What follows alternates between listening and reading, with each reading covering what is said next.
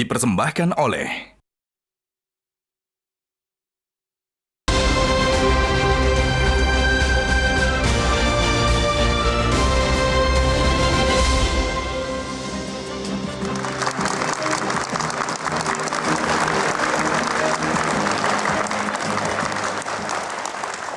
Pemirsa, pasangan Amin Anies Baswedan Muhaimin Iskandar menjadi pasangan pertama yang mendaftarkan diri ke Komisi Pemilihan Umum sebagai calon presiden dan calon wakil presiden. Meski kerap mengaku mengalami penjegalan, nyatanya hari ini pasangan Amin berhasil menginjakkan kaki ke KPU. Apakah jalan Amin menuju perubahan akan mulus atau penuh liku? Apakah suara Amin akan menjulang atau justru terjungkal? Inilah Kick kontroversi selengkapnya.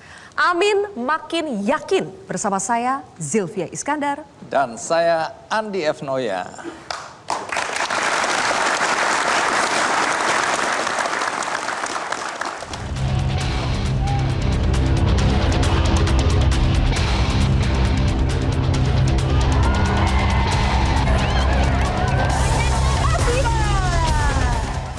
Karena kita bersiap-siap untuk berjuang menuju kemenangan.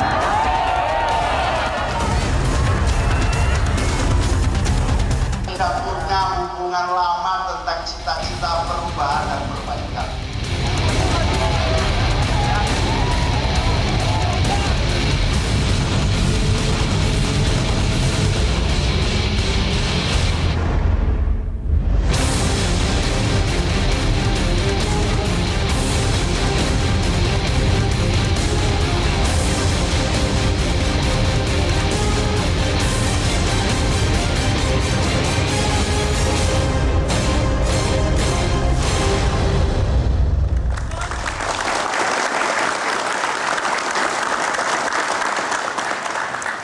Dan pemirsa, inilah pasangan Amin Anies Baswedan Muhaimin Iskandar.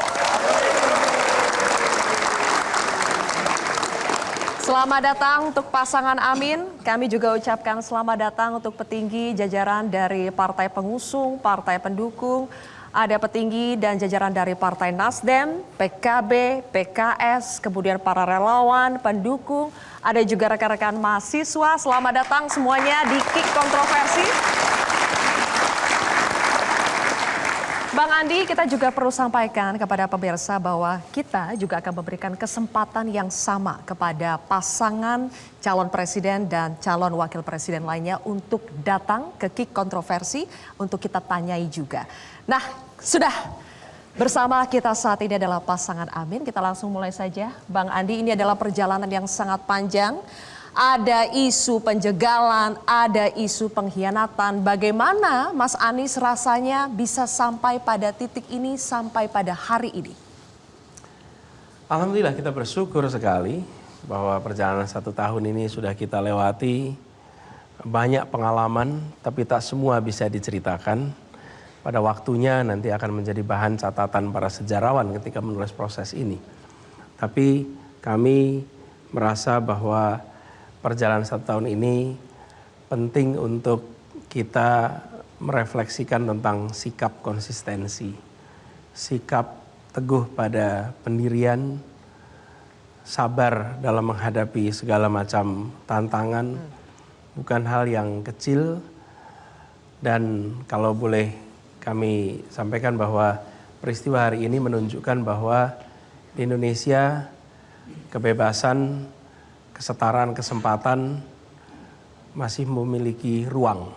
Dan alhamdulillah tadi kita sama-sama mengantarkan berkas-berkas pendaftaran dan kita bersyukur tadi sudah langsung mendapatkan status istilahnya MS. MS, tahu nggak MS? Apa itu? Bukan merek baju ini. MS itu artinya memenuhi syarat. Oke. Oke, dan asal pemirsa tahu ya, Bang Andi, ini betul-betul pasangan Amin setelah dari KPU datang langsung ke sini ke Kick Kontroversi. Jadi kita bisa lihat raut wajahnya yang dari pagi sudah bangun dari subuh ini harus tetap strong ya sampai akhir ya. Gus Imin, bagaimana rasanya Gus bisa sampai pada titik ini? Ya tentu saja alhamdulillah bersyukur ternyata berbagai tahapan yang kita kira akan terhambat begitu, ternyata semuanya berjalan lancar, bahkan antusiasme luar biasa dari berbagai kalangan, dari berbagai daerah, kemudian dalam suasana yang padat begitu tetap bertahan dan mulai panas juga nggak pergi-pergi menunggu kami berdua keluar dari KPU. Ini artinya semangat perubahan itu kami rasakan menjadi energi yang luar biasa yang akan menjadi kekuatan yang insya Allah bukan hanya yakin, insya Allah menang kira-kira. Oke.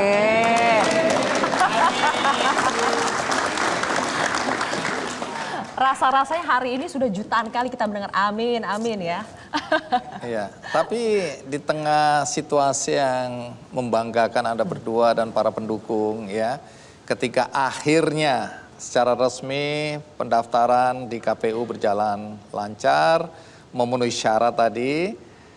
Tapi ada sebagian orang yang kemudian melihat sedikit ke belakang tentang isu penjagalan, isu upaya-upaya untuk menggagalkan Anda berdua sampai ke pintu KPU ya.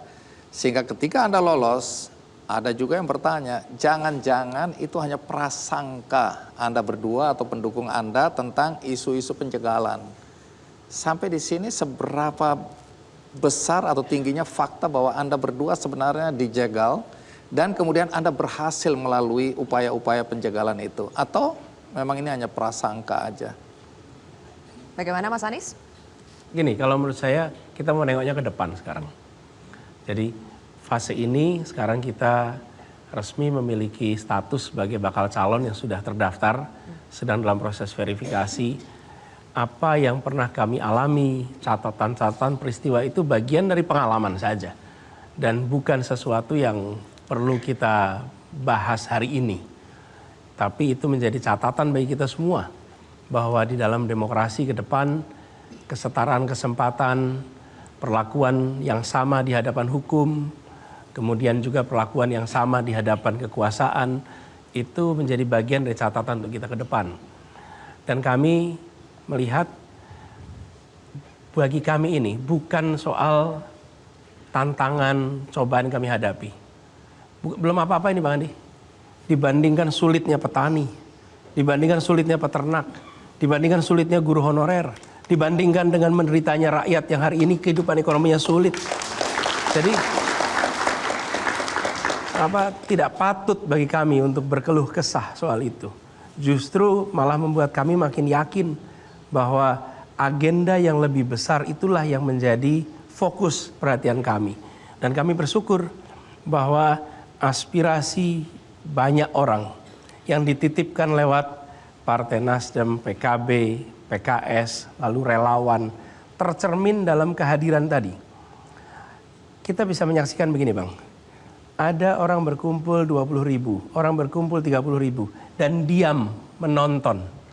Dengan orang 20.000 penuh dengan semangat. Itu geloranya, auranya beda sekali. Jumlahnya bisa sama, tapi semangatnya, keinginannya, itu ungkapannya luar biasa. Nah, itu kami tangkap tadi. Sehingga apapun yang kita lewati, itu menjadi kecil. Karena itu yang lebih penting. Kita ingin Indonesia lebih baik, kita ingin Indonesia lebih adil, kita ingin Indonesia lebih makmur, kita ingin kesetaraan kesempatan. Dan kita akan fokus ke sana. Gitu Bang Andi. Baik. Kenapa hal tadi saya tanyakan? Karena sebagian merasa plong, Anda berdua pasangan Amin sudah melalui tahapan yang tadi dan sampai pada posisi sekarang. Tetapi banyak juga pendukung Anda yang masih khawatir bahwa upaya-upaya untuk menggagalkan Anda duduk di istana nanti itu akan masih berlangsung. Karena Anda berdua pernah diperiksa KPK dalam kasus korupsi dan lain-lain.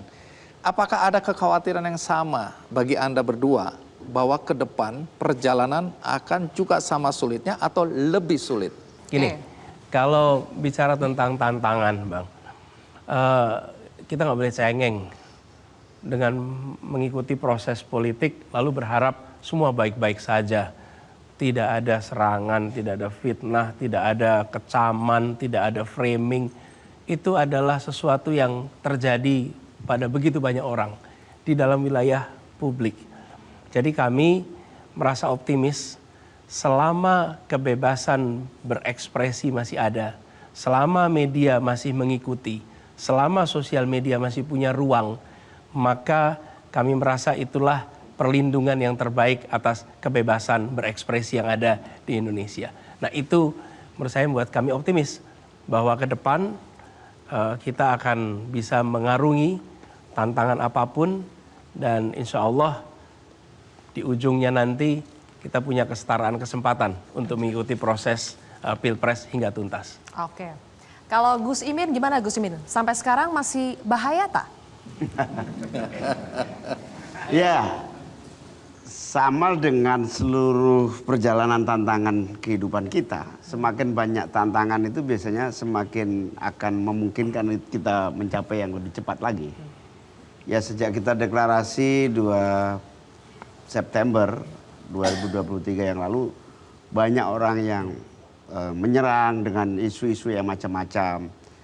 Amin bid'ah, amin menjadi bagian yang tidak sesuai dengan demokrasi dan seterusnya. Tapi kita cuekin aja, nyatanya kemudian saya berkeliling sejak tanggal 2 September yang lalu ke seluruh pelosok, ke Indonesia Timur, ke Jawa, ke Sumatera. Ternyata kegairahan itu muncul justru karena serangan-serangan itu. Jadi menurut saya semakin diserang semakin menyenangkan kehidupan kita itu.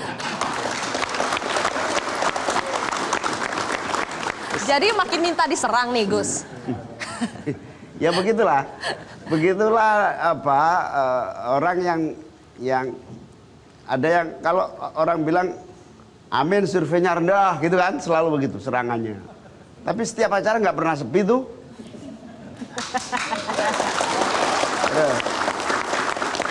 Katanya Muhaimin nggak kontribusi kenaikan suara.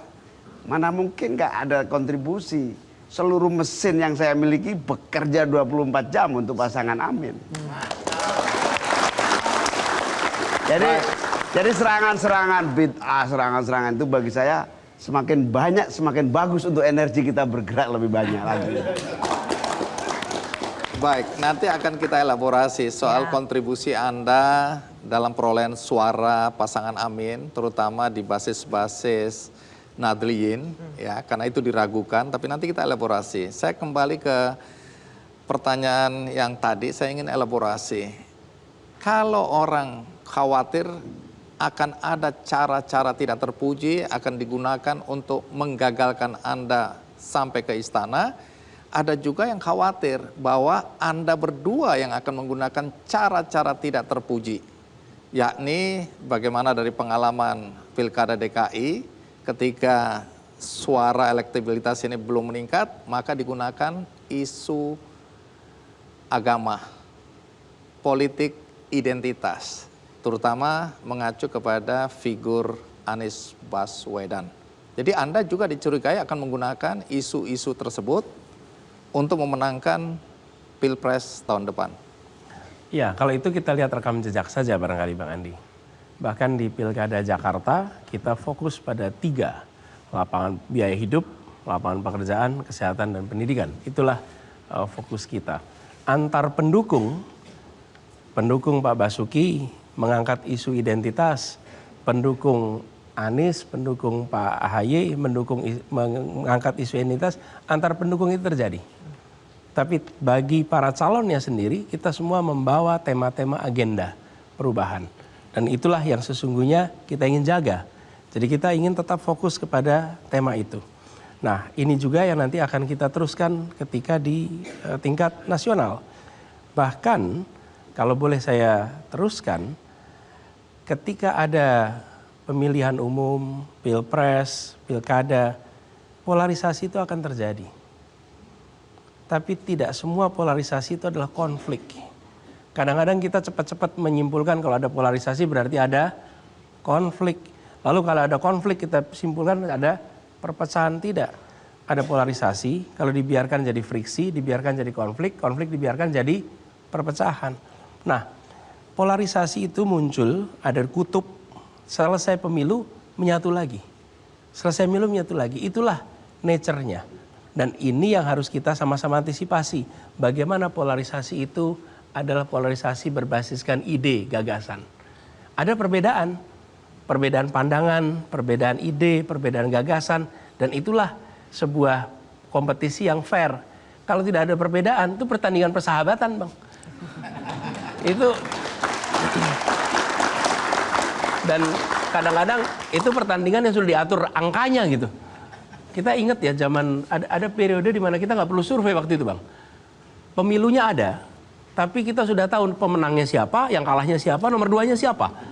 Ya, itulah suasana pemilu tanpa ada polarisasi ide, tanpa ada polarisasi gagasan.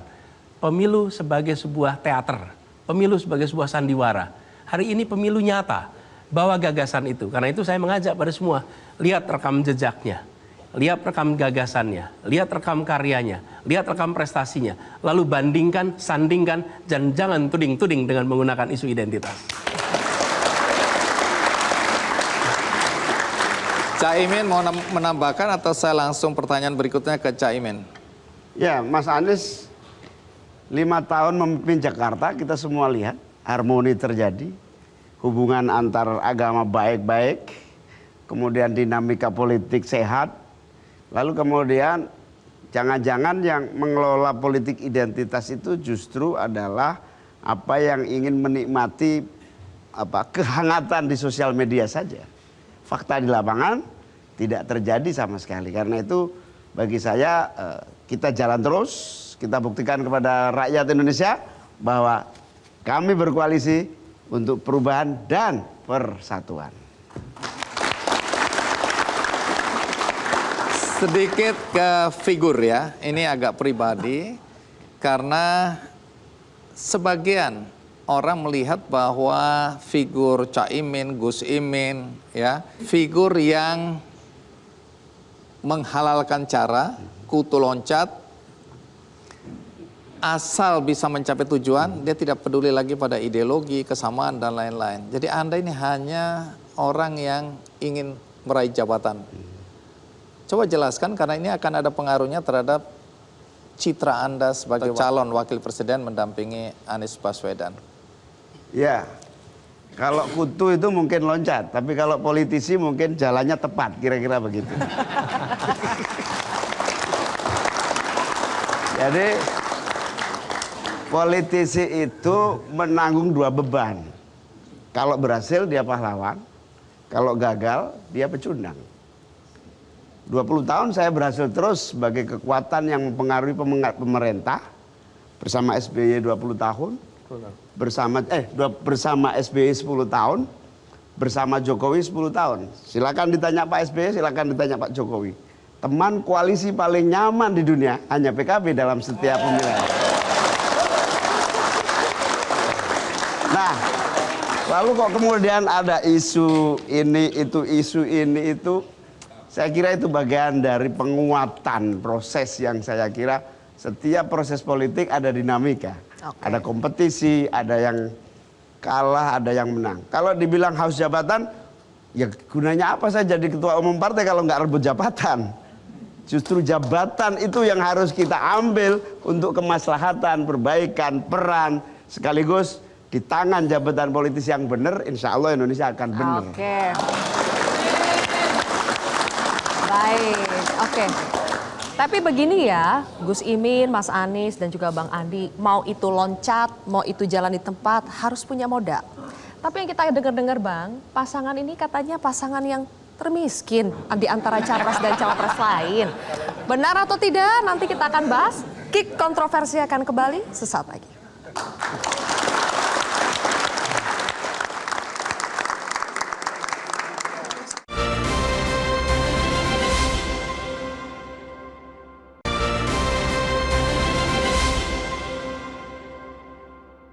Dipersembahkan oleh Mas Anies sudah bilang bahwa logistik kita lemah. Mas Anies duitnya nggak banyak, apalagi saya. Itu artinya kita bismillah, modal semangat, keterbatasan anggaran nggak jadi halangan. Yang penting rakyat masyarakat memberikan dukungan, semangat perubahan terus menyala-nyala. Yang bisa saya pesankan ya jaga energi dan semangat perubahan itu meskipun nggak banyak uang kita.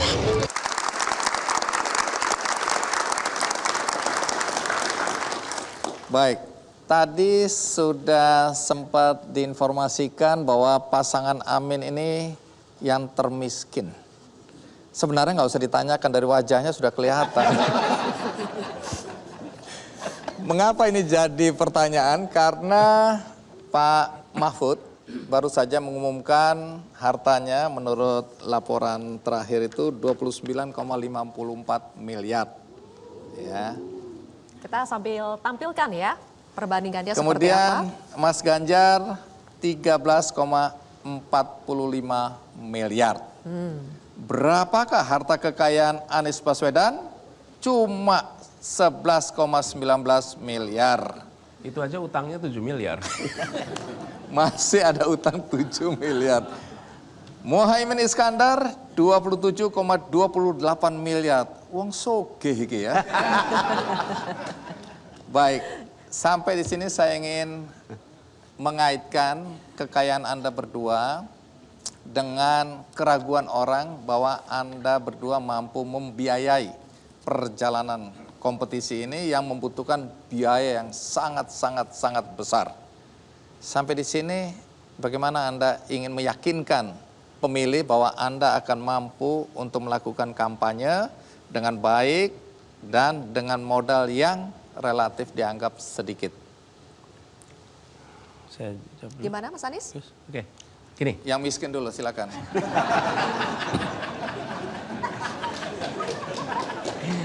ya. Gini. Jadi perasaan rapi udah ya miskin. Gini, Bang Andi. Jadi proses politik ini itu bukan sebuah kegiatan perdagangan yang membawa modal rupiah untuk mendapatkan rupiah. Tapi kalau kita memandang ini sebagai proses perdagangan, saya cari uang, investasi, nanti setelah menjabat akan dikembalikan itu sebagai investasi. Kita ingin melakukan perubahan untuk Republik ini. Dan saya ingin mengajak kepada semua yang peduli pada Indonesia, mari menjadi bagian dari perubahan. Mari kita ikut iuran. Yang punya waktu berikan waktu, yang punya pikiran berikan pikiran. Yang punya dana bantunya dengan dana, yang punya barang dengan barang. Membangun perubahan sebagai sebuah gerakan. Ini tidak sederhana. Tapi kami yakin bahwa di luar sana banyak sekali orang-orang yang mau terlibat. Dan ini sudah kami rasakan selama setahun ini. Selama setahun ini itu banyak yang memberikan kontribusi dengan berbagai caranya. Sesuai dengan kapasitas yang mereka miliki. Nah, kami juga ingin mengirimkan pesan bahwa kita berdua sudah berada di pemerintahan. Dan selama kami di pemerintahan, kami jalankan tata kelola pemerintahan dengan baik dan benar. Kami berada di pemerintahan bukan untuk mengumpulkan dana. Kami berada di pemerintahan untuk menggunakan kewenangan agar bisa menjalankan perintah konstitusi. Agar bisa memberikan perubahan kepada masyarakat. Dan itu ada rekam jejaknya di dalam catatan kekayaan kita. Jadi menurut saya justru sekarang sudah harus ada perubahan di aspek ini. Pembiayaan di dalam urusan politik termasuk urusan kampanye itu sesuatu yang negara sudah harus terlibat. Kalau kita seperti ini terus, seperti calon presiden, semua mata menyoroti. Tapi kalau calon bupati, calon wali kota di berbagai wilayah Indonesia, calon gubernur yang belum tentu jadi sorotan, mereka memiliki biaya yang harus dikeluarkan cukup besar.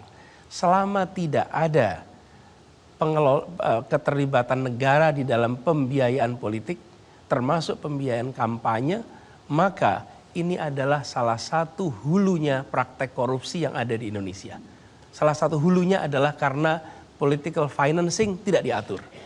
Padahal kita tahu bahwa di dalam politik itu ada biaya. Seperti juga mengelola studio ini.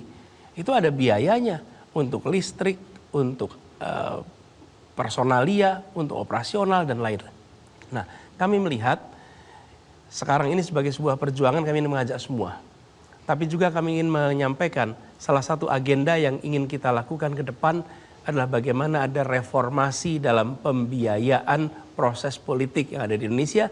Sehingga proses politik itu memberikan kesetaraan kesempatan pada siapa saja, tidak harus yang memiliki modal rupiah besar, tapi yang memiliki kepercayaan, yang memiliki kompetensi, yang punya integritas bisa terlibat di dalam proses politik. Oke, baik. Sebelum reformasi itu bisa dilakukan, lagi-lagi sudah menjadi rahasia umum. Kalau mau kampanye ya butuh modal yang gede, Bang Andi ya. Kalau kita lihat di grafis tadi, modalnya Gus Imin kan lebih besar ya dari modalnya Mas Anies. Kayaknya biaya kampanye bisa lebih besar dari Gus Imin ya? Ya, moga-moga. Jadi pasangan Amin ini bisa disebut pasangan mantap. Apa itu? Apalagi Kalau dibiarkan lama-lama makan tabungan. Singkatan dari mantap itu makan tabungan. Saya juga kaget dibilang Bang Andi sugih. Saya ini dapat limpahan syukur ketika Gus Dur jadi presiden. Tanah saya yang di samping rumah Gus Dur meningkat tajam harganya. Kenaikan NJOP. Saya berharap Mas Anies nanti jadi presiden, tanah di rumah Mas Anies juga akan meningkat tajam NJOP. Amin. Amin. Nah, makanya kemudian kalau makan tabungan kita jual tanah dulu, Mas. Itu biasanya doa orang susah seperti itu. Nah, saya terbiasa ya mengelola partai, bahkan mengelola organisasi dengan seluruh keterbatasan. Saya bilang kepada teman-teman dari beberapa orang menyampaikan kepada saya, termasuk Pak JK, kamu kaya banget ya. Di setiap titik saya lihat ada balihomu, ada billboardmu. Di setiap gang, saya ke Kalimantan Timur paling ujung, ada billboardmu. Waktu itu belum bareng Mas Anies waktu itu. Jadi saya bilang, gampang Pak JK. Setiap Pak JK lihat billboard, ada billboard saya, berarti hampir pasti di situ ada anggota DPRD PKB. Itu jadi kita tinggal memberikan satu kesadaran kepada seluruh teman-teman saya di daerah bahwa ini perjuangan adalah perjuangan investasi. Investasi apa? Investasi untuk menata kekuatan politik ini agar sesuai dengan cita-cita kita, agar aspirasi kita bisa jalan dengan baik. Bahkan saya bilang, sekian rupiah yang kamu tanamkan untuk perjuangan politik ini, saya jamin tidak akan pernah sia-sia. Bukan hanya untuk dirimu, tetapi juga untuk masyarakat, bahkan untuk bangsa. Perintah ini kadang-kadang cukup efektif ya, untuk mengatasi keterbatasan-keterbatasan pembiayaan. Dan saya lihat kerelawanan ini muncul. Saya bilang Mas Anies ini ternyata sudah wahyu tumurun. Apa itu wahyu tumurun? Spontanitasnya banyak. Waktu saya nyapres tidak sebanyak ini spontanitasnya. Padahal balihonya udah banyak sekali. Padahal balihonya banyak. Gitu. Iya, iya. Nah artinya oke lah saya wapres sampean capres. Karena kayaknya wahyu tumurunnya cocok kalau kita berdua kira-kira begitu. Nah. Apa itu wahyu tumurun? Apa itu wahyu tumurun? Wahyu tumurun itu bahasa Jawanya memang ada titah. Kenapa titah? Spontanitas. Apa itu spontanitas? Kita berharap seluruh yang ingin perubahan, seluruh yang ingin pemimpin fresh kayak kita berdua ini, fresh gak sih kita?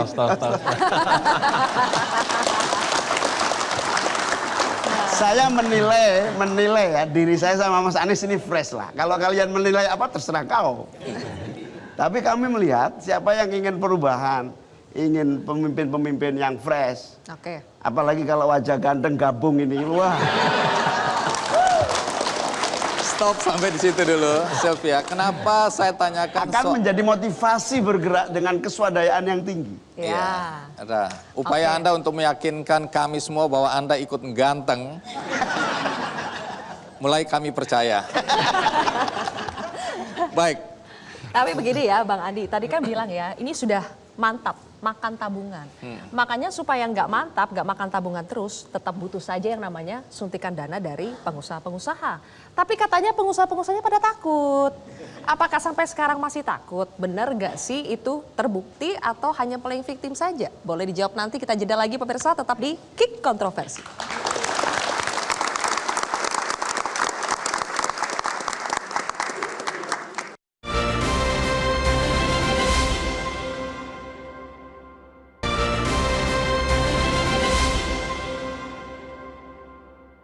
Dipersembahkan oleh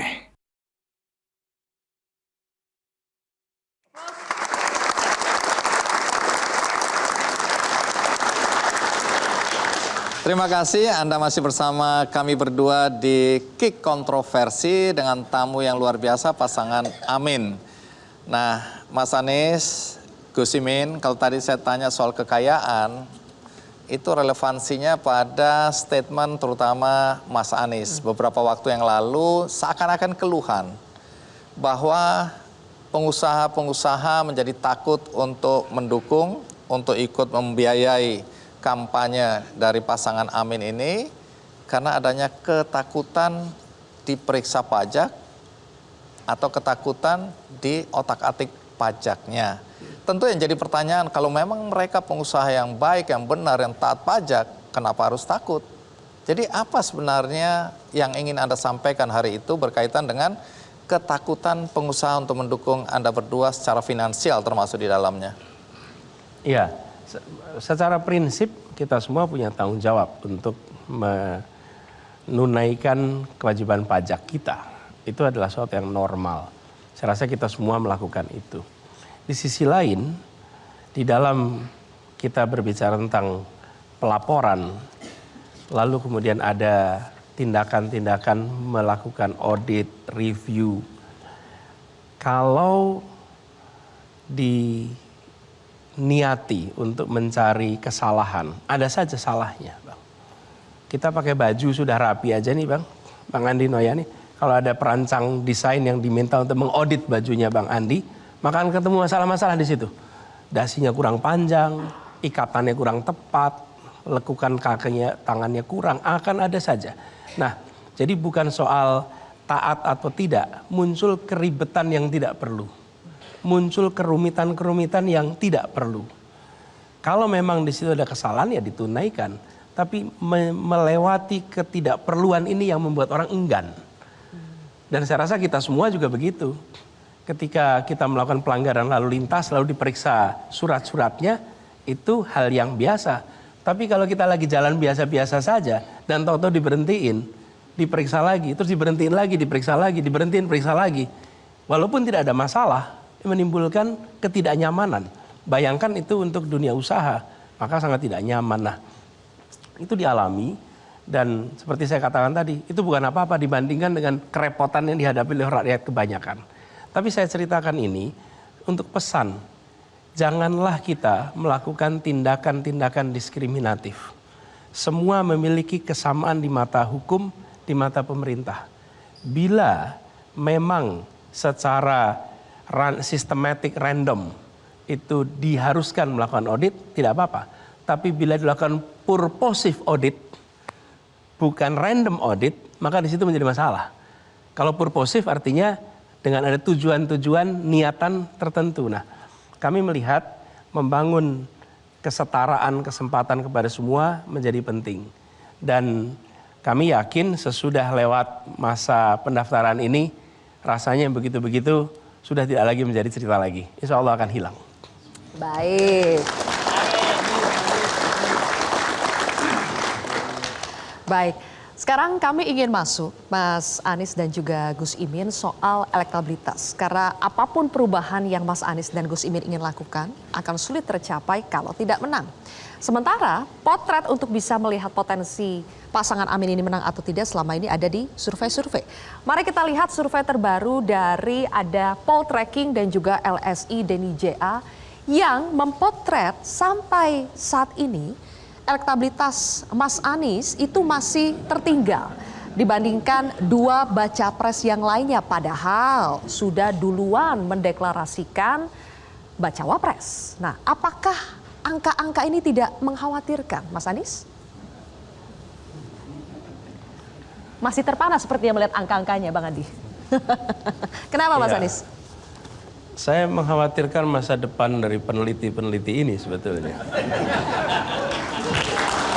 Ya, tapi nggak apa-apa. Itu kan mereka semua melakukan survei, pasti ada metodenya, pasti mereka bisa bertanggungjawabkannya. Sayangnya, pemilu tidak berdasarkan survei. Pemilu itu nanti sensus pada saat 14 Februari 2024. pada saat itulah kita akan melihat pandangan masyarakat yang sesungguhnya. Dan pengalaman kami di Jakarta itu belum pernah ada survei yang menempatkan kami nomor 2, apalagi nomor 1. Bahkan seminggu sebelum Pilkada Jakarta, kami ini masih tetap nomor 3 dengan selisih yang amat jauh. Lalu ketika terjadi Pilkada, suasananya berubah sekali. Angkanya lain sekali dan kita tahu yang menang yang mana. Jadi yang saya ingin sampaikan kepada semua, baik pada relawan, angka yang muncul di survei ini jadikan ini sebagai pemicu bagi kita untuk kerja lebih keras, untuk menjangkau lebih banyak. Dan kami terima kasih sekali tidak perlu bayar mahal-mahal bisa mendapatkan informasi-informasi ini semua. Karena sekali survei itu berapa ratus juta yang harus dikeluarkan. Jadi kadang-kadang saya berpikir kalau ada yang bisa melakukan survei tiap 2 mingguan, itu kan angkanya mahal juga ya. Artinya pasti harus ada yang membiayai untuk itu. Nah kami bagian menerima manfaatnya saja. Jadi kami terima kasih sekali ada yang nyumbang dalam bentuk hasil-hasil yang kemudian jadi feedback. Kalau memang di situ disebut 19%, maka kita bisa cek di mana lokasinya, di mana yang kita harus jangkau. Jadi mudah-mudahan itu malah menjadi manfaat bagi kita. Jadi bagi kami selama kesempatan untuk mengikuti proses Pilpres itu setara, selama kami masih bisa menjangkau siapa saja, selama kita bisa bergerak leluasa, maka ini adalah feedback yang baik, informasi yang baik. Tapi pada akhirnya keputusan ada pada sensus Pilpres 14 Februari 2024. Baik, oke. Ketika Mas Anies ini memilih Gus Imin, orang-orang berpendapat bahwa Gus Imin ini dipilih karena bisa mengambil suara di Jawa Timur, bisa mengambil suara di kalangan kaum Nahdliyin. Tapi dari survei juga belum kelihatan pengaruh dari Gus Imin. Yang bagaimana? baru kelihatan kekayaannya. Yang baru kelihatan kekayaannya saja. Jadi apa jawaban Gus Imin soal itu? Kita akan jeda lagi, Bang Andi, temukan jawabannya sesaat lagi, tetap di Kick Kontroversi.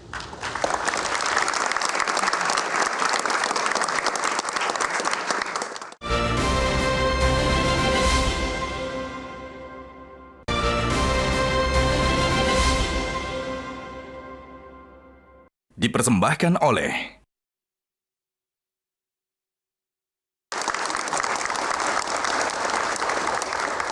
Gus Imin, tadi saya lihat Anda sudah mulai emosi ketika Sylvia mengatakan bahwa Anda tidak memberikan kontribusi perolehan suara, terutama di basis kalangan NU ini di Jawa Timur dan Jawa Tengah yang terutama ya. Anda kayaknya nggak tenang duduknya tadi saya lihat. Tapi ada satu hal yang perlu jadi perhatian dan ini jadi pembicaraan ketika pasangan Mas Ganjar dan Pak Mahfud dideklarasikan. Di situ semua orang langsung tahu bahwa Pak Mahfud dipasangkan dengan Mas Ganjar untuk merebut suara Nahdliyin.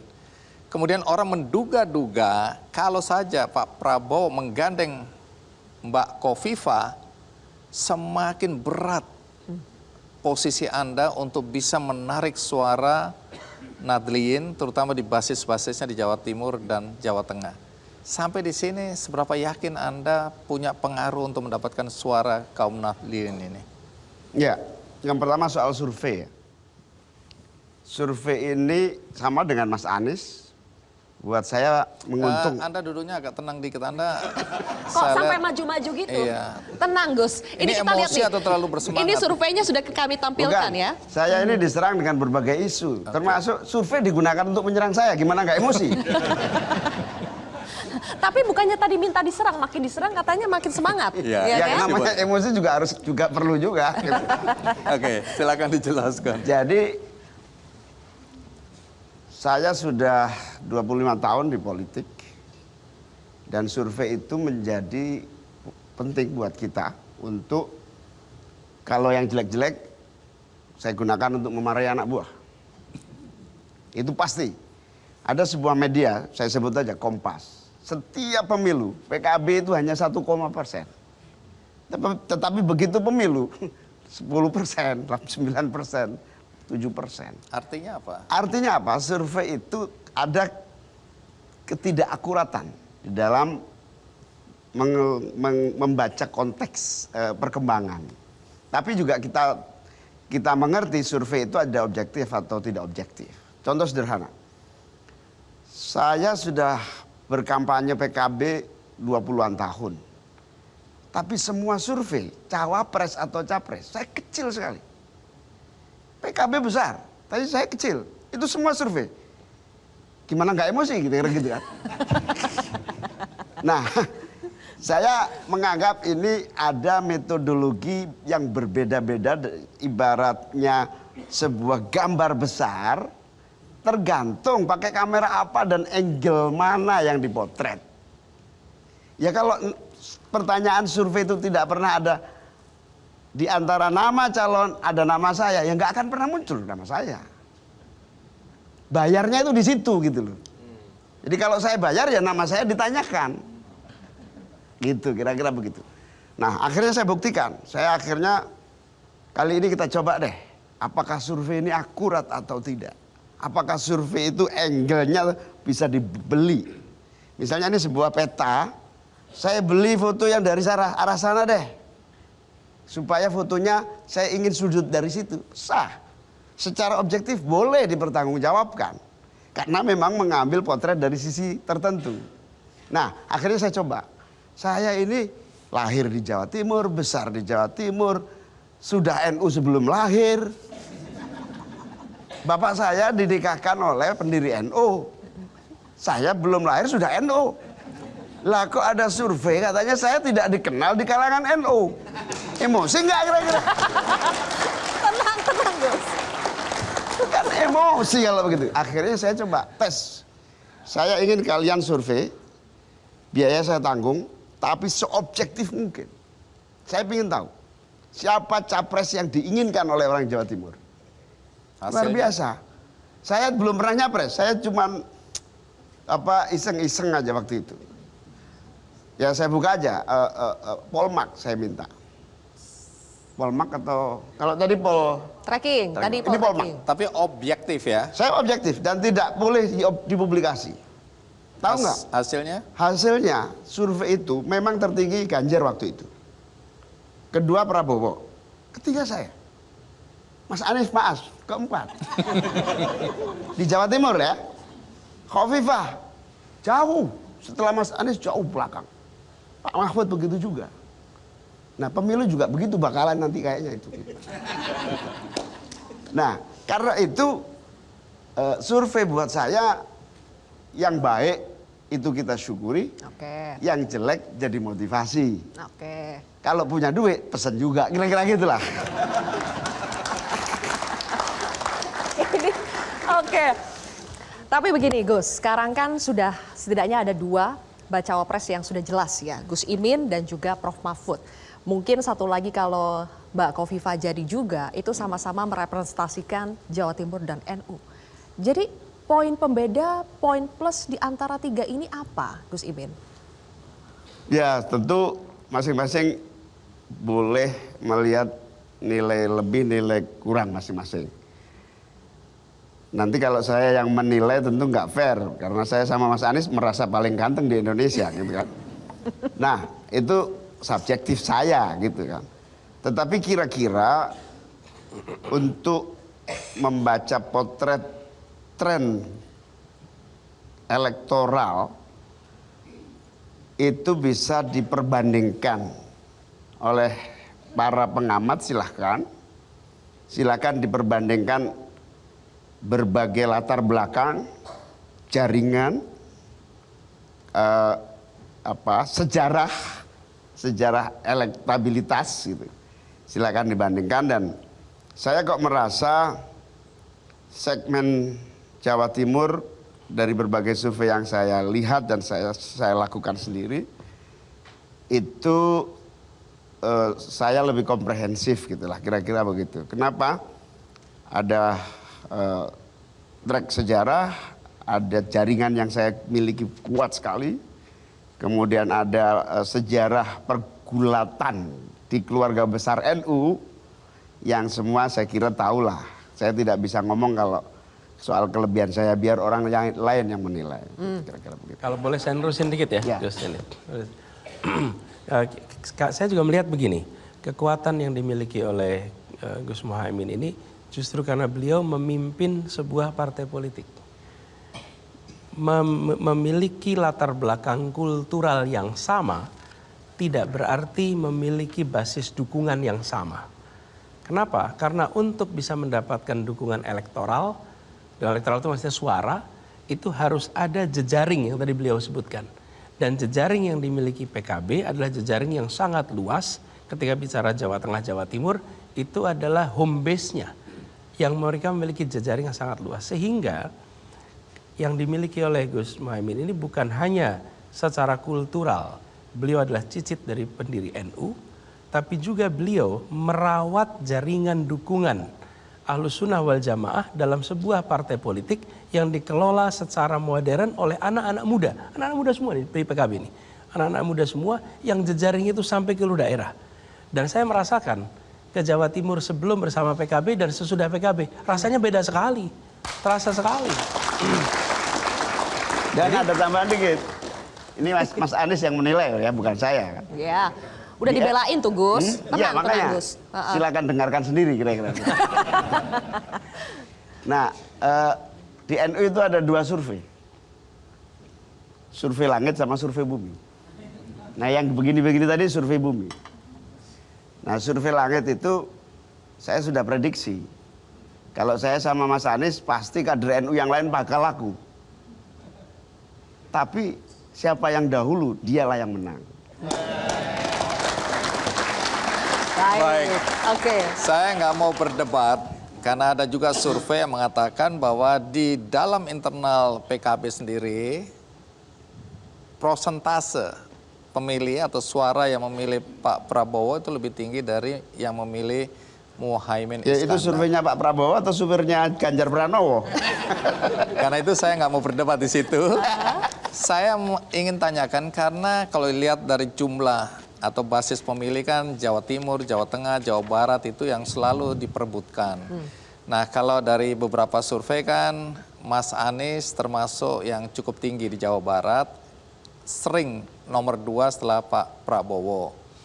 Tapi saya ingin tahu estimasi atau prediksi dari pasangan Amin selain di Jawa ini, pasangan Amin ini bisa mendapatkan suara yang signifikan itu di mana saja?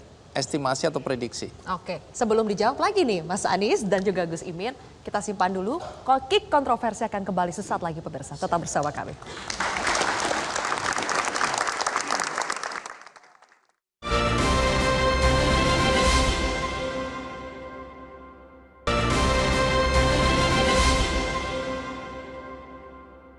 Dipersembahkan oleh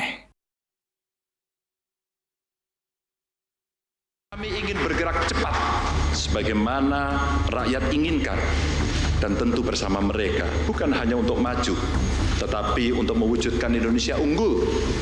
Kami ingin Indonesia unggul dengan kehidupan yang sejahtera dan bermartabat bagi rakyat. Saya yakin bahwa Pak Jokowi seorang patriot yang memikirkan rakyat dan bangsa Indonesia. Dan pemikiran-pemikiran beliau benar dan berhasil sampai sekarang. Dan untuk itulah saya sepenuh hati saya ingin teruskan perjuangan beliau.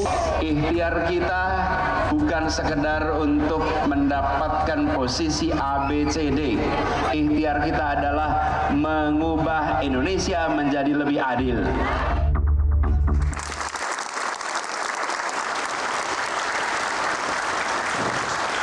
Baik, sebelum kita akan sampai ke pertanyaan tentang tema perubahan yang selalu diusung sebagai jargon, saya ingin kembali soal keyakinan dari pasangan Amin tentang kantong-kantong suara yang akan signifikan yang dapat ditangguk atau diperoleh oleh pasangan Amin.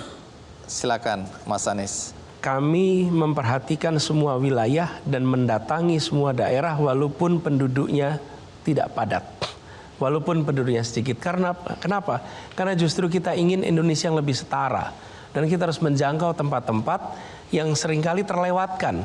Kenapa terlewatkan? Karena jumlah penduduknya sedikit, karena penduduknya jarang, karena secara elektoral dianggap bukan daerah yang besar secara elektoral. Nah, kami justru ingin mengubah itu. Memang benar, untuk bisa memenangkan sebuah pilpres, maka jumlah suara itu penting. Tapi kami mendatangi semua, kami ingin memperhatikan semuanya, termasuk daerah-daerah yang mungkin secara hitungan penduduk kecil. Saya berikan contoh, Nusa Tenggara Barat. Itu secara jumlah penduduk dibandingkan dengan di Jawa tentu beda.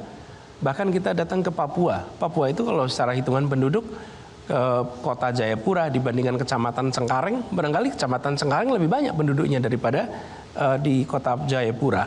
Tapi Indonesia membutuhkan pendekatan yang tidak seperti itu. Jadi sebagai strategi ya kami akan perhatikan daerah-daerah yang memang punya efek elektoral untuk pemenangan, tetapi kita mendatangi semua wilayah karena kita ingin ada kesetaraan dan pemerataan. Gus Imin mau menambahkan soal tadi kantong-kantong wilayah yang sebetulnya bisa jadi pegangan pasangan Amin dibandingkan dengan wilayah yang selama ini dikatakan kalah suara Amin di sana. Ya sebetulnya perebutan suara itu kan di Jawa. Aha. Jumlah penduduknya besar. Mas Anies kuat di DKI, Jawa Barat, Banten. Saya kuat Jawa Timur, Jawa Tengah, Kalimantan, Lampung. Selesai, menang.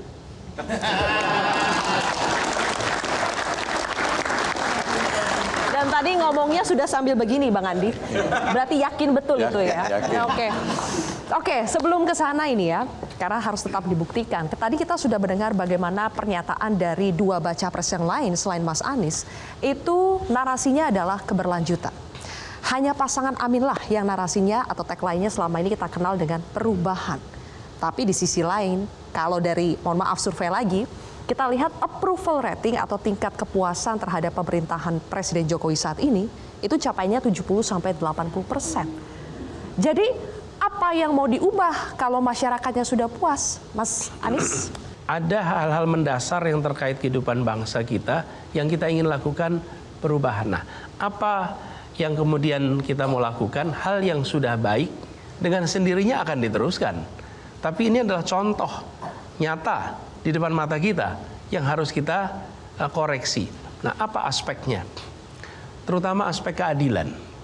Bagaimana kebijakan-kebijakan itu dibuat dengan memperhatikan faktor keadilan, faktor kesetaraan. Ini yang seringkali luput dari perhatian kita. Saya beri contoh. Kita ingin ada pertumbuhan ekonomi yang tinggi. Angka pertumbuhan yang tinggi. Pertumbuhan ekonomi yang tinggi, misalnya kita mengejar 7% pertumbuhan ekonomi. Tetapi yang menikmati pertumbuhan ekonomi itu hanya 0,0 sekian persen dari penduduk Indonesia, maka tidak ada artinya angka pertumbuhan ekonomi yang tinggi itu. Karena tidak menciptakan lapangan pekerjaan, tidak dirasakan oleh rumah tangga kita di Indonesia. Jadi kita ingin agar pertumbuhan ekonomi itu, pertumbuhan ekonomi yang merata. Bukan hanya kuantitasnya yang tinggi, tapi kualitasnya. Dan kualitas itu ditentukan oleh pemerataan. Jadi perubahan yang ingin didorong adalah perubahan untuk bisa memberikan kesetaraan kesempatan, kesetaraan untuk sejahtera bagi warga kita dimanapun mereka berada. Begitu poin utama perubahan kita. Oke. Nah, Gus Imin kan selama ini PKB berada dalam pemerintahan, ya kan? Pernah juga bergabung dalam koalisi pemerintahan bersama dengan Prabowo Subianto. Jadi, kalau menurut Gus Imin, apa yang harus urgent untuk diubah dari cara kerja atau bahkan program pemerintahan saat ini? Ya, kalau mau jujur, survei itu akan sangat sulit mendalami apa yang disebut rasa yang muncul di masyarakat. Sederhananya adalah masyarakat ini, apalagi masyarakat Jawa ya, punya satu sikap bahwa keadaan yang tidak baik diterima dengan lapang dada. Itu luar biasa. Tetapi ketika kita tanya, nasibmu wis apik durung? Durung. Pingin berubah ora? Yo pingin. This is silent hope. Ini harapan yang terdiam, yang ingin merubah nasib tanpa protes. ini adalah terbanyak di masyarakat kita se-Indonesia, terutama di Jawa, yang disebut silent hope, perubahan nasib yang lebih baik. Saya sudah 20 tahun di pemerintahan. Saya berjuang habis kemandirian pangan. Saya berjuang habis menangani pupuk. Susahnya minta ampun. Karena apa? Penanganannya adalah business as usual, dengan cara-cara yang tidak baru, standar. Nah, yang disebut silent hope itu adalah menunggu langkah-langkah yang istilahnya sudetan, langkah terobosan, yang disebut baru. Nah, Mas Anies ini, kenapa saya jatuh cinta? Ya. Itu diharapkan perubahan itu adalah sudetan. Perubahan itu adalah langkah alternatif. Baik. Bagaimana pupuk tersedia, bagaimana pangan tersedia, bagaimana kemudian pangan tersedia. Dengan cara-cara yang tidak biasa. Nah, silent hope itulah yang disebut harapan baru perubahan. Nah, di NU sendiri ada yang disebut perubahan. Itu memang ada dua kategori. Al-mukhafadhatu alal qadimis sholih wal akhdhu bil jadidil aslah. Perubahan terus-menerus untuk yang terbaik diambil, tetapi juga mempertahankan apa yang baik yang sudah ada. Nah, kenapa tingkat kepuasan ini tinggi? Saya ini nanti belum saya diskusikan sama Mas Anies. Hasil keliling saya, rata-rata nanti kalau Mas Anies dan saya jadi memimpin Republik ini, tolong subsidi-subsidi tertentu jangan dihapus ya. Apa itu? PKH, subsidi orang miskin, pendidikan, biaya pendidikan, KIP, itu harapannya tidak boleh dirubah. Jadi saya bilang, insya Allah kalau Mas Anies dan saya menang, ini subsidi-subsidi PKH, orang-orang miskin, insya Allah akan kita pertahankan. Itu yang disebut menjaga yang lama. Baik. Nah, perubahan itu apa? Perubahan itu tidak di situ. Saya dituduh oleh teman-teman di bawah. Nanti kalau Mas Anies perubahan, kita nggak dapat PKH lagi. No, bukan itu. Yang disebut perubahan adalah cara cepat menangani keadaan agar lebih cepat terdapat solusi. Pertanian mandiri pangan, pupuk harus tersedia. Banyak terobosan-terobosan yang harus mestinya bisa kita lakukan. Mumpung Mas Anies masih muda, kira-kira begitu. Oke, baik. Bang Andi, kita sekarang berbicara soal, sudah disinggung soal harapan, soal terobosan. Belakangan ini, masyarakat juga punya harapan lebih terhadap hukum di negeri ini. Yes. Karena ada banyak sekali kejadian-kejadian belakangan ini, Bang Andi, yang meresahkan. Coba kita simak dulu berbagai ungkapan dari masyarakat berikut ini. Ketika pimpinan KPK melakukan pelanggaran etik, maka kepercayaan itu runtuh. Prestasi tidak ada, kontroversial, banyak melanggar kode etik, kok diperpanjang malah oleh Mahkamah Konstitusi. Meskipun kita mungkin tidak suka putusannya, tapi konstitusi kita mengatakan putusan MK itu final. Saya tidak ingin memberikan pendapat atas putusan MK, nanti bisa disalah mengerti seolah-olah saya mencampuri kewenangan yudikatif. Kalau keputusan MK ya tanya MK. Tolong kasih catatan mengenai situasi dan kondisi akhir-akhir ini yang berkaitan dengan dua lembaga yang tadinya menjadi harapan sebagai benteng pertahanan hukum di negeri ini. Silakan Mas Anies atau Caimin kalau mau duluan. Ya. Jadi kita melihat upaya pemberantasan korupsi itu harus dilakukan secara lebih serius. Satu adalah tentu tentang KPK-nya sendiri. Dikembalikan menjadi sebuah badan yang memiliki independensi, memiliki kekuatan untuk bisa mengambil tindakan-tindakan dalam rangka mencegah dan memberantas korupsi, KPK-nya sendiri. Yang kedua adalah tata kelola pemerintahannya itu harus terus-menerus dilakukan perbaikan. Dan tadi saya sebut salah satu faktor yang mempengaruhi sekali hulunya adalah pembiayaan politik yang selama ini tidak dibereskan dengan baik. Lalu terkait dengan penegakan hukumnya, ya tentu saja prinsipnya sederhana, tidak tebang pilih, tetapi lakukan secara objektif berdasarkan fakta, berdasarkan temuan yang ada di lapangan. Nah, ini membutuhkan sebuah direction nasional, arahan nasional untuk itu bisa terjadi. Jadi kami melihat itu sebagai sesuatu yang harus dikerjakan. Kemudian kita harus mempertahankan, Bang, bagaimana Indonesia ini tetap menjadi negara hukum, bukan menjadi negara kekuasaan. Apa bedanya? Negara hukum itu mengatur kekuasaan. Negara kekuasaan itu kekuasaan mengatur hukum. Dan ini yang harus kita kembalikan. Ini kami melihat harus ada ketegasan. Sebagai contoh misalnya, masa jabatan. Masa jabatan itu sesuatu yang bisa diperdebatkan. Kenapa 5, kenapa tidak 4, kenapa tidak 3. Tapi kalau itu sudah menjadi keputusan dan sudah ditetapkan oleh DPR, pemerintah, maka ya nggak usah diotak-atik. Kalau kita berkejaran demokrasi, jangan di tengah pertandingan diubah. Sama seperti pertandingan sepak bola.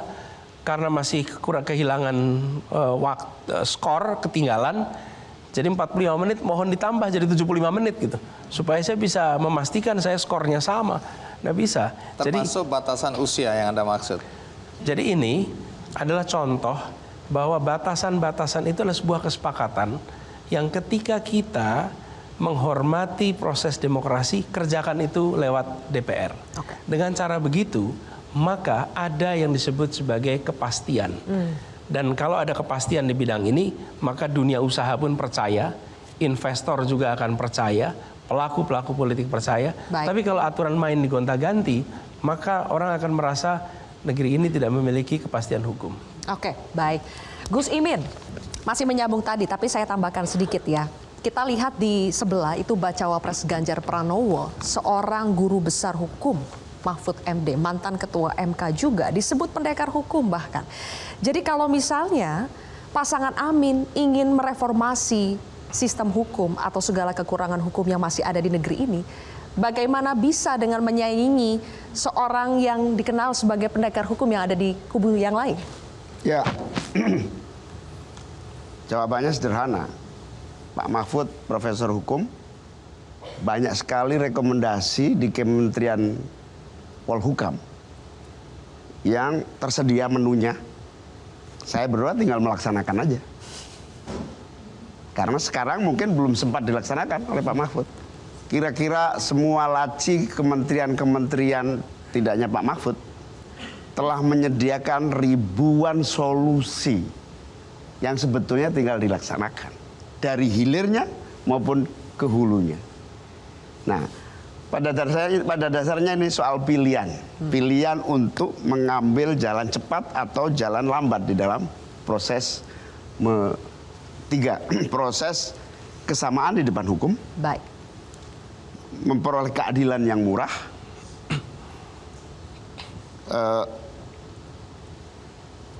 Pemain jangan merangkap jadi wasit. Sudah wasit, pemain, calo jadi satu. Bubar. Contohnya apa? Dicari sendiri ya. Oke, kita sudah bahas bagaimana perubahan-perubahan yang ingin dilakukan di bidang hukum, Bang Andi. Nanti kita juga akan bahas lagi perubahan apa yang ingin dilakukan pasangan Amin di bidang yang lain. Ada pertanian, ada perdagangan juga, UMKM yang juga menjadi sorotan terutama generasi anak muda saat ini. Kita akan bahas usai jeda pemirsa, tetap di Kick Kontroversi.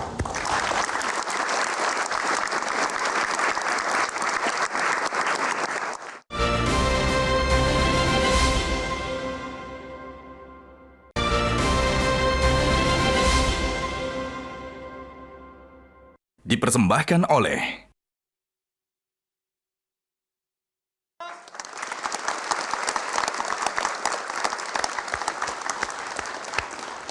Terima kasih Anda masih bersama saya dan Sylvia dalam Kick Kontroversi dengan tamu pasangan Amin. Nah, Mas Anies dan Gus Imin, karena tadi bicara soal keberpihakan dan rasa keadilan Anda pada para petani, ya, dalam beberapa kesempatan, dan tadi barusan Anda menyatakan bahwa ada ketidakadilan yang dirasakan oleh para petani kita. Ya.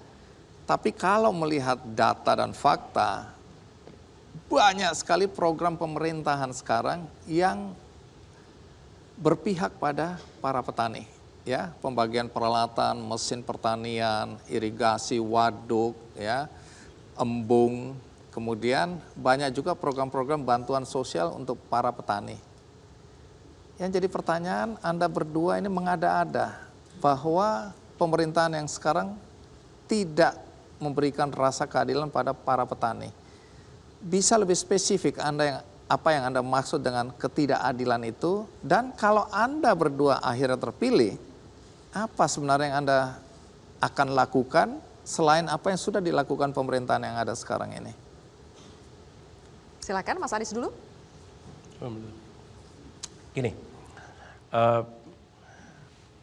berikan ilustrasi tentang biaya produksi yang harus ditanggung oleh petani, peternak, nelayan misalnya. Mereka dalam situasi penuh ketidakpastian. Pupuk, pakan ternak misalnya. Begitu sampai kepada pupuk, ketersediaannya, kemudian prosedurnya, harganya, itu penuh dengan ketidakpastian di situ. Di sisi lain, kita ini adalah negara agraris yang memproduksi beras secara masif.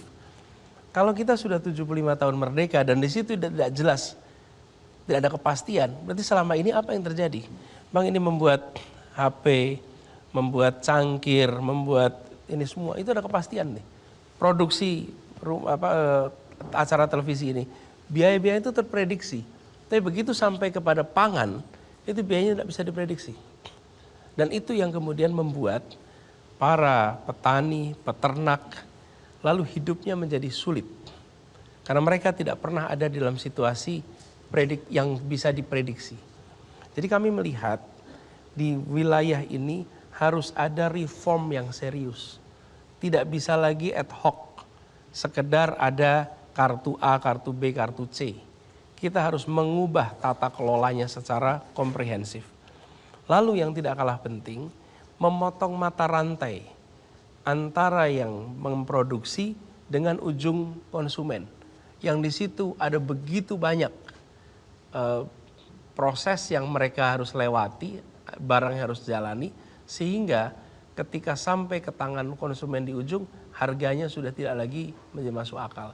Jadi kami melihat di sini diperlukan reform tata niaga yang sangat mendasar, sangat serius, agar Indonesia memiliki ketahanan pangan yang baik, memiliki kemandirian dalam artian pangan, dan mereka yang bekerja di sektor pangan bisa hidup dengan sejahtera. Apa sih konsekuensinya kalau mereka bisa hidup sejahtera? Generasi berikutnya mau menjadi orang-orang yang bergerak di bidang pertanian.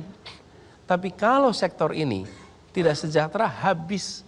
Generasi berikutnya tidak mau berada di wilayah sektor pertanian. Kenapa? Karena di situ tidak menjanjikan masa depan yang baik. Jadi kami ingin sampaikan di sini, ini bukan sekedar berbicara tentang perubahan mekanisme distribusi pupuk, bukan. Tapi soal tata niaga secara menyeluruh agar Indonesia bisa memiliki ketahanan yang baik. Oke, baik. Gus Imin, jadi konkretnya yang bisa atau yang akan dilakukan pasangan Amin ini apa untuk mengubah, memperbaiki pertanian kita? Pemerintah dan negara ini kan punya 3. 1, anggaran. 2, policy, kebijakan, keputusan. Dan yang ketiga, aturan. Kita bisa mulai dari 3 hal ini, dari pokok masalahnya. Subjek dari problem pertanian itu apa? Yaitu pelakunya, petaninya sendiri. Petaninya dalam posisi yang tidak berdaya karena tidak punya pupuk, tanahnya terbatas. Begitu panen sudah dibeli dengan harga murah oleh tengkulak karena petani itu utang untuk menanam dari tengkulak itu. Itulah yang kemudian sumber utama menjadi lingkaran setan yang tidak tertangani. Oke. Kita mulai dari 3 hal ini. Yang pertama, dari segi anggaran. Tidak boleh lagi semua kementerian menangani pertanian. Sehingga anggarannya kecil-kecil berantakan di mana-mana. Saya kira tidak hanya pertanian, semua hal. Saya udah ngomong bolak-balik sebagai DPR ini, tapi ya nggak tahu namanya di situ ada manajemen pemerintahan yang berbasis reformasi budgeting atau reformasi politik anggaran. Salah satu cara pendek agar subsidi ini tepat sasaran, subsidi ini jumlahnya besar, subsidi ini atau bantuan kepada petani yang bersumber pada anggaran negara, intinya pupuk tersedia gitulah, nggak usah repot-repot. Jangan melewati semua kementerian. Baik. Bila perlu Kementerian Pertanian digabung dengan kementerian-kementerian yang dalam konteks pelaksanaannya nyambung dengan pertanian. Misalnya Kementerian Desa dan Pertanian, gabung aja. Jangan dua-duanya menangani pertanian, nanti kecil-kecil hasilnya. Misalnya itu. Gagasan ini sudah Anda bicarakan kepada calon presiden? Ya terus terang belum, karena ini saya yakin Mas Anies setuju gitu loh. Nah, oke, apa lagi? 3 sumber. Sumber yang kedua policy. Petani tidak dilibatkan sebagai subjek. Petani hanya menerima apapun kondisi ini, udah 20 tahun Pak. Karena tidak ada terobosan. Harus ada terobosan. Subjek, petani harus subjek, butuhmu apa? Saya butuh pupuk. Cari jalan, policy. Nggak bisa impor bahan baku pupuk, produksi pupuk. Pemerintah harus menjadi leader produksi dan leader dari penanganan petani sebagai subjek. Yang ketiga, soal undang-undang, aturan. Aturan ini juga harus disinkronisasi lagi sehingga tidak ada kriminalisasi nelayan, kriminalisasi petani yang kemudian membuat mereka tidak kreatif di dalam melaksanakan semua inovasi-inovasi pertanian. Oke. Insya Allah Mas Anies setuju ini. Ya, bahkan yang terakhir ini, nggak saya sampaikan. Salah satu masalah yang seringkali dimiliki oleh pemerintah adalah begini. Punya kewenangan, merasa punya pengetahuan. Itu dua hal yang berbeda. Jadi punya kewenangan itu tidak berarti punya pengetahuannya. Yang dimiliki oleh negara itu kewenangan. Dan kewenangan itu punya konsekuensi, membuat regulasi, kekuatan fiskal. Kita bicara pendidikan tidak tanya pada siswa, apa yang kalian rasakan ketika di kelas. Kita bicara pendidikan tidak tanya kepada guru apa yang dikerjakan di kelas. Kita bicara kesehatan, tidak tanya pada dokter, tidak tanya pada perawat, tidak tanya pada pengelola rumah sakit. Kita selalu, hampir selalu membuat itu seakan-akan percakapan di antara kita sendiri lalu kita mengatur yang lain. Jadi poin yang disampaikan oleh Gus Muhaimin ini penting sekali. Dan itu sebabnya kemarin ketika saya ngelola Jakarta misalnya, kita menggunakan istilah Jakarta Kota Kolaborasi. Kenapa? Karena pemerintahnya mengajak semua pihak untuk terlibat, sumbang pikiran, sumbang pengalaman, sumbang pengetahuan untuk menjadi kebijakan dalam sebuah kolaborasi. Bayangkan kalau petani diajak ngobrol, peternak diajak ngobrol, nelayan diajak ngobrol. Maka kebijakan yang disusun itu bukan kebijakan berdasarkan yang diinginkan oleh pemegang kewenangan, tapi berdasarkan kenyataan yang ada di lapangan. Baik, oke. Karena tadi Mas Anies sudah mengatakan ya, kalau mau bikin suatu kebijakan ya tanyakan langsung kepada usernya, begitu kurang lebih ya. Nanti Bang Andi di segmen berikutnya, kita akan mempersilahkan kepada teman-teman mahasiswa di sini, Mas Anies dan juga Gus Imin, untuk bertanya langsung kepada pasangan Amin. Karena pemilih muda di Pemilu 2024 itu adalah mayoritas. Jadi apa yang ingin mereka tanyakan atau pandangan mereka, kita akan bahas pemirsa usai jeda.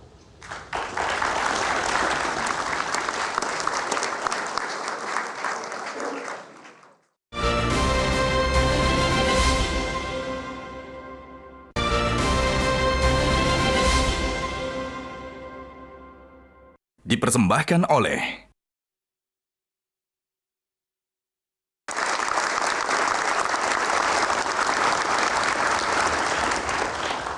Baik pemirsa, kembali lagi di Kick Kontroversi. Komisi Pemilihan Umum telah menetapkan daftar pemilih tetap atau DPT Pemilu 2024 yang mencapai 204.807.222 pemilih.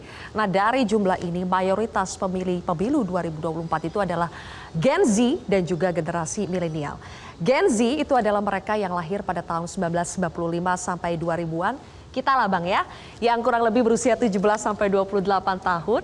Dan jumlah Gen Z dalam DPT Pemilu 2024 ini sebesar 46,8 juta lebih pemilih atau 22,85%. Sementara yang milenial itu mereka yang lahir tahun 1980 sampai 1994 atau yang usianya 29 sampai 44 tahun. itu jumlahnya 66,8 juta lebih atau 33,6% dari jumlah TPT. Jadi kalau kita total mereka ini adalah mayoritas 56,45% lebih. Artinya mendominasi sehingga suara mereka ini patut sekali kita dengar ya.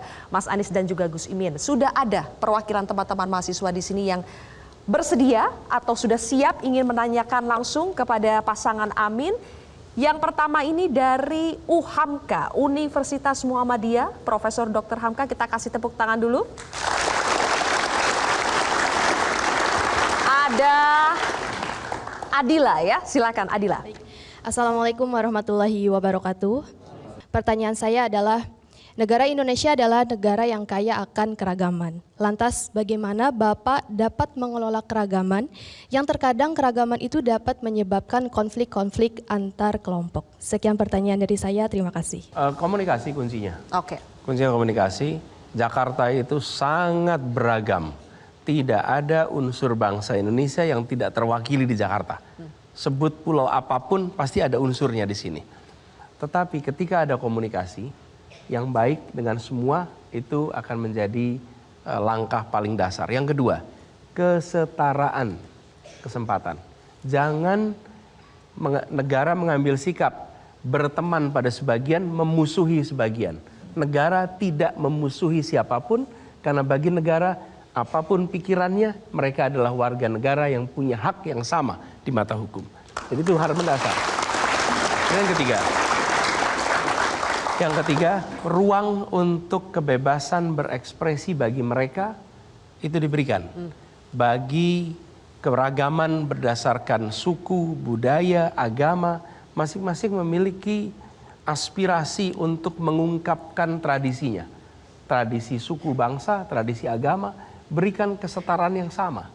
Dan ketika mereka membutuhkan fasilitas, berikan fasilitas yang sama. Jadi prinsip dasar nih, terjadinya kedamaian itu bukan ditandai dengan tiadanya konflik. Damai itu ditandai dengan hadirnya rasa keadilan. Itu kuncinya. Jadi ketika ada rasa keadilan, pasti muncul perdamaian. Dari perdamaian muncul perasaan persatuan. Itulah sebabnya mengapa kita bicara tentang keadilan. Karena begitu ada keadilan, berbeda-beda latar belakang akan bisa dipersatukan. Begitu ada keadilan, berbeda-beda pandangan akan bisa tetap bersatu. Itu rumusnya dan itu sudah dipraktekkan. Oke, baik. Kita langsung ke pertanyaan kedua. Ini mahasiswa dari FISIP UIN, Universitas Islam Negeri Syarif Hidayatullah. Kita kasih tepuk tangan dulu untuk teman-teman UIN. Silakan. Assalamualaikum warahmatullahi wabarakatuh. Saya ingin bertanya kepada Pak Anies dan juga Pak Muhaimin terkait dengan salah satu permasalahan yang dihadapi oleh bangsa Indonesia, yaitu terkait dengan aspek korupsi. Apa pandangan dari Pak Anies dan juga Pak Muhaimin terkait dengan penerapan hukum pemiskinan bagi para koruptor?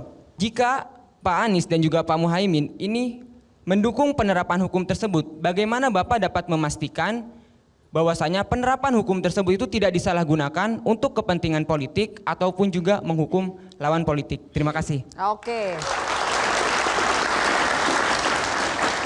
silakan Mas Anies. Ini, korupsi ada 3 sebab. Pertama, korup karena kebutuhan. Kedua, korup karena keserakahan. Dan ketiga, korup karena sistem. Korup karena kebutuhan, gajinya hanya bisa untuk dipakai hidup 20 hari. Maka 10 hari berikutnya mau makan apa? Ini obatnya bukan dengan dimiskinkan, udah lebih miskin lagi nanti. Ini obatnya adalah dipenuhi kebutuhannya. Sistem renumerasinya diperbaiki, sistem penggajian diperbaiki, sehingga korupsi karena kebutuhan bisa terselesaikan. Ini yang seringkali kita lewatkan. Karena banyak orang yang terpaksa korup karena penghasilannya nggak cukup untuk hidup selama mereka durasi gajinya. Jadi itu adalah jenis korupsi karena kebutuhan. Yang kedua, jenis korupsi karena keserakahan. Nah, kalau keserakahan ini ada batasnya. Keserakahan itu hanya bisa dihentikan, kalau tadi dihentikan lewat pemenuhan kebutuhan, kalau keserakahan dihentikan dengan rasa takut. Siapapun yang serakah, dia akan berhenti karena ada rasa takut. Rasa takut itu apa? Hukuman yang menjerakan. Dan salah satu jenis hukuman yang sangat menjerakan adalah dimiskinkan. Ya. Karena bagi koruptor, yang mereka nikmati itu hedonisme. Yang mereka nikmati itulah materialisme. Dan materialisme, hedonisme itu hilang ketika dimiskinkan. Tidak ada orang miskin hedon. Tidak ada orang miskin yang materialistik. Tidak ada. Nah, disinilah kemudian kenapa pemiskinan itu menjadi penting. Nah, saya sendiri berpandangan terkait dengan ini. Selama sistem hukum kita belum sempurna, maka kita harus memberikan ruang bagi koreksi atas hukuman. Hukuman dimiskinkan bila di kemudian hari ternyata ada kekeliruan, masih bisa dikoreksi.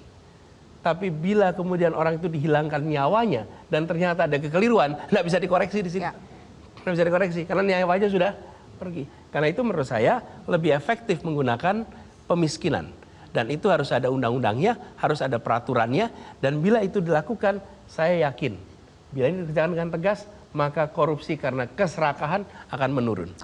Yang ketiga, karena sistem, yang tadi saya sampaikan, sistem itu bagaimana aturan main itu seringkali ketat sekali membuat orang tidak berani ambil keputusan. Jadi 3 hal itu punya solusi yang beda-beda. 1 dengan dipenuhi kebutuhannya, 2 dengan diberikan hukuman yang menjerakan, yang ketiga dengan sistem yang dikoreksi. Baik, oke.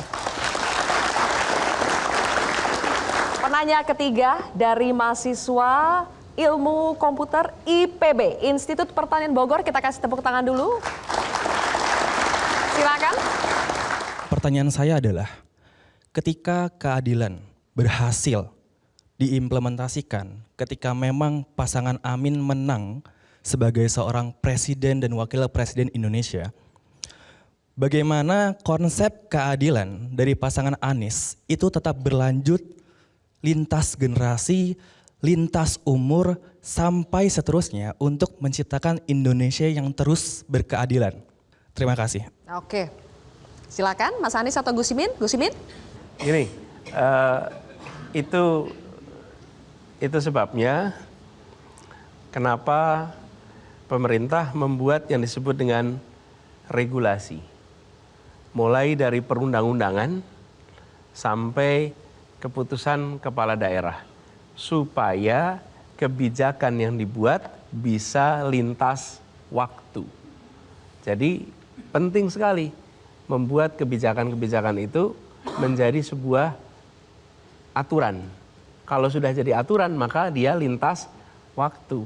Dan itu juga kenapa penting menghormati keputusan-keputusan yang mendasar agar tercapai kepastian. Agar tercapai predictability, bisa diprediksi. Sesuatu yang menghasilkan perasaan ketenangan, lintas waktu. Jadi jawabannya sederhana, dimasukkan menjadi undang-undang, dimasukkan menjadi peraturan, dengan begitu dia akan terus dilaksanakan walaupun periode kepemimpinan telah selesai. Oke, baik, kita berikan tepuk tangan dulu. Kita masih akan ada 1 segmen lagi di penghujung nanti. Mungkin ada yang belum tersampaikan, ada yang belum kami tanyakan. Nanti kita akan berikan waktu untuk masing-masing capres dan cawapres di sini untuk mengemukakan narasi mereka, visi misi mereka, dan cita-cita mereka untuk Indonesia ke depan di pemilu 2024 yang ingin mereka wujudkan. Sesaat lagi tetap di Kick Kontroversi.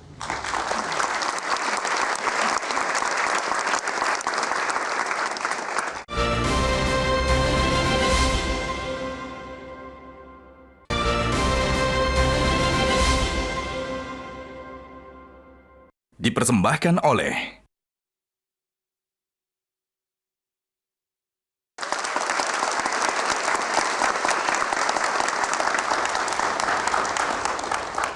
Baik, pemirsa, Bang Andi, kita sudah sampai di penghujung acara Kick Kontroversi untuk pasangan Amin. Mungkin tadi selama kita kurang lebih hampir 2 jam berbincang, masih ada pokok-pokok pikiran yang belum tersampaikan atau yang belum kami tanyakan. Oleh karena itu, kami akan memberikan waktu kurang lebih 1,5 menit kepada masing-masing untuk menyampaikan pokok-pokok pikiran mereka. Kita akan berikan dulu kesempatan kepada cawapresnya, Gus Imin, baru nanti capresnya Mas Anies. Silakan, Gus Imin. pembangunan nasional kita telah mengalami berbagai model dan strategi yang sudah cukup menjadikan kita setiap zaman akan terus maju lebih baik lagi. Di zaman Pak Harto, semua dikelola secara sentralistik, tidak penting apa yang tumbuh dan berkembang di bawah. Yang penting dari atas sudah memiliki rencana dan konsep yang matang. Yang terjadi partisipasi rendah, keberlanjutan tidak bisa dilaksanakan. Zaman reformasi awal diambil jalan alternatif baru di tengah otonomi daerah. Di akhir era ini, hampir 30 tahun reformasi, ada evaluasi baru, terutama zaman Pak Jokowi, dimulai lagi evaluasi cara strategi pembangunan tengah ini.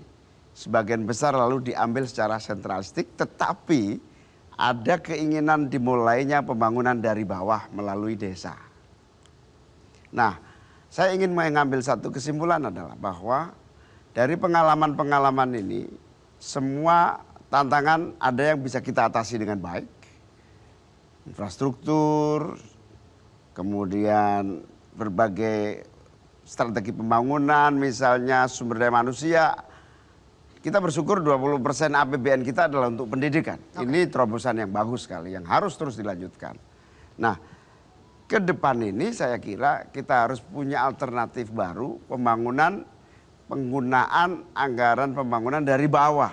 Desa dilibatkan betul sebagai subjek pembangunan, sehingga tidak lagi ada anggaran pentil-pentil yang tidak tepat sasaran. Baik. Nah ini salah satu yang disebut sebagai perubahan strategi pembangunan yang melibatkan dari paling bawah sampai atas dalam satu kesatuan yang utuh. Itulah yang disebut perubahan.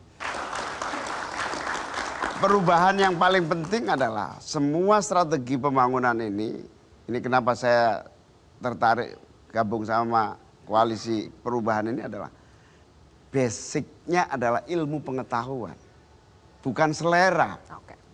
Semua kebijakan berdasarkan kajian ilmu pengetahuan. Dari situ akan ketemu langkah-langkah yang tidak berdasarkan feeling, selera, atau berdasarkan apa yang disebut sebagai kenyataan yang tidak bisa diprediksi. Baik.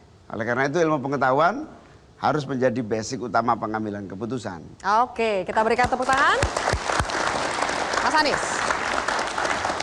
Ya, ketika kita menemukan biaya hidup kita mahal, ketika kita menemukan lapangan pekerjaan itu sulit, ketika kita menemukan biaya pendidikan tak terjangkau, kita sering merasanya ini adalah masalah keluarga kami, ini masalah internal kami. Ya memang benar, tapi sebagian juga adalah soal kebijakan politik kita. Saya beri contoh, saya sekolah, kuliah, kami berdua ini kuliah di kampus yang sama. Pada waktu itu kami kuliah biayanya Rp97.000 per semester. Kira-kira sama Gus, kita sama-sama Rp90.000. Sesungguhnya biaya kuliah itu adalah Rp1 juta. Tapi 90% ditanggung oleh negara. Keluarga menanggung 10%. Itu yang terjadi pada masa itu. Apa yang kemudian konsekuensinya? Keluarga-keluarga berlatar belakang apa saja bisa mengirimkan anaknya ke perguruan tinggi negeri.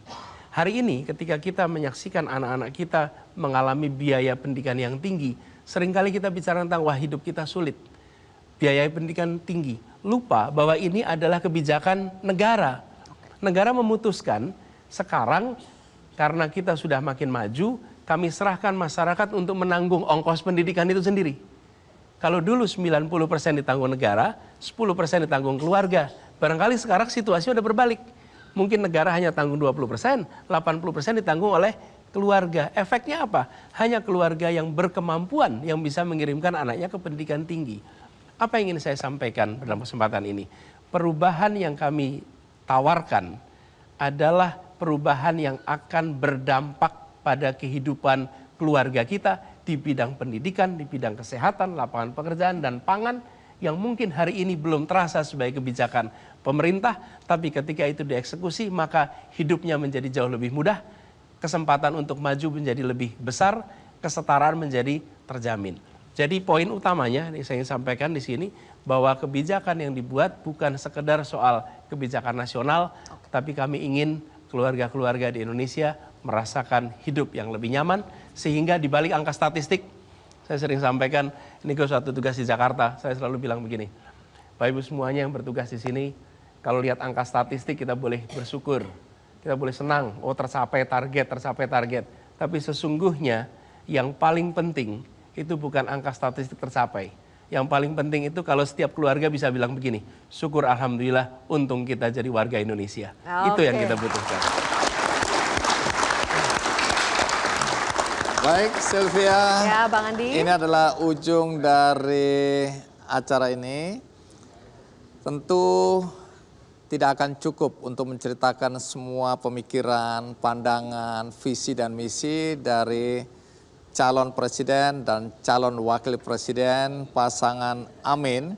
Tapi dari apa yang tadi disampaikan untuk membahas berbagai masalah yang ada di negeri tercinta ini, memberikan kontribusi juga bagi Anda untuk memahami apa yang akan dilakukan, apa yang menjadi tujuan dari pasangan Amin ini.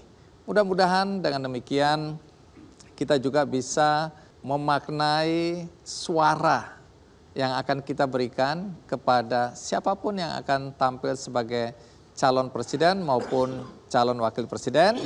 Dan sekali lagi program ini memberikan kesempatan yang sama kepada calon presiden dan calon wakil presiden yang lain. Sylvia, kita harus akhiri program ini. Betul, terima kasih sekali lagi untuk pasangan Amin, kita berikan tepuk tangan.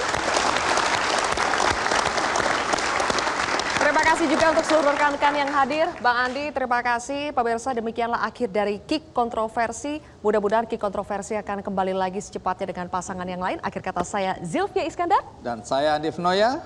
Sampai jumpa.